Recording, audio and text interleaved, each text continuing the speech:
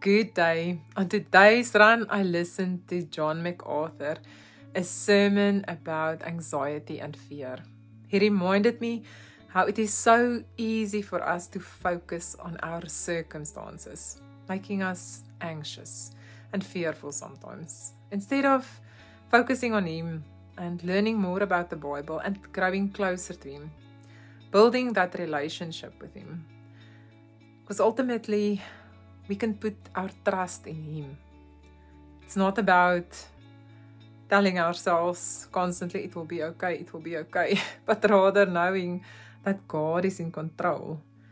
And we can do what we are able to do, but at some point we might just have to put it into His hands and just trust.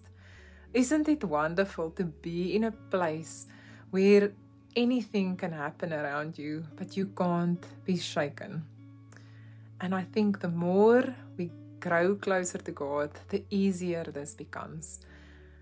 I think it is only human for us today I even realized that again, that something happens and for a moment you do feel fearful or anxious. But then you think and you just think to yourself, maybe I must just go back to my Bible. I must pray. And you know what? I can do what I can do about it. But in the end, God is in control. I also had a visit from my church elder this evening. And we agreed that life is to be lived today. We can have plans for the future and we can look forward to it. But we shouldn't think that when that happens, that is the day we'll have joy in our hearts. Because God wants us to be happy now. He wants us to live with joy. We must know about our sins and we must repent and try to live better lives. But God really wants the best for us and He doesn't want us to live with anxiety and fear in our hearts. So if you feel that way tonight, please go and take out your Bible, read something and maybe start somewhere.